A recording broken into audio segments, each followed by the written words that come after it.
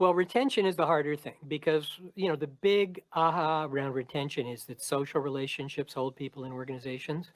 And with remote work, we're breaking a lot of those social relationships. So we're going to have to deal with that somehow, figure out how to retain people because the main way that we've done it hasn't worked, is unlikely to work very well. One of the things we did learn during the pandemic work from home period is a quirky statistic from some surveys that employees reported that their relationship with their supervisor actually got better. Now, if Hmm. you're really cynical, you might say, well, I don't see my supervisor. I like her much better now. But I think there was some purposeful action on the part of some employers to make the supervisors get in touch with the remote subordinates every week. And in the office, we don't do that very often. Partly, I guess, because we think you see me all the time. Why should we have a sit down and talk?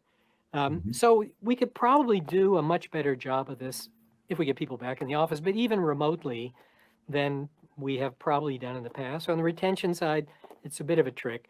On the hiring side, one of the things you hear from the tech companies in particular is that they think this is going to be a boom for them because they can now hire people anywhere because they can say, you don't have to relocate.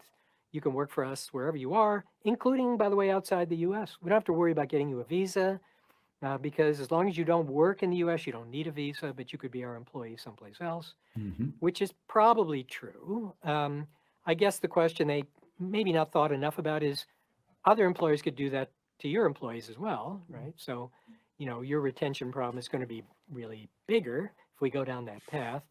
The other thing, I guess, if I'm the employee, is to say, to worry a little bit, what happens if they just want to turn me into a contractor, which is quite Mhm. likely to happen? Mhm. Somebody in the finance area will say, well, why is Peter an employee anyway? You're paying these payroll taxes and stuff for him. And, he's not here. You don't see him. You're managing him remotely. Why not just make him a contractor? We like that better for accounting reasons. It shows up looking better on our books. Let's do that, right? And So, we've already seen some controversy and legislation arising, even pre-pandemic, about Uber drivers and so on. Do you think we're going to see more changes along those lines? well, my guess is that we may see more legislation, and it varies, protecting contractors broadly defined, making it more difficult to turn people into contractors broadly defined, right? Or at least enforcing the existing laws more than we have. In Democratic administration, that tends to happen anyway. So we'll see where they go in the future. It depends who's in the White House, whether they take that seriously or not. Hmm. Got one more question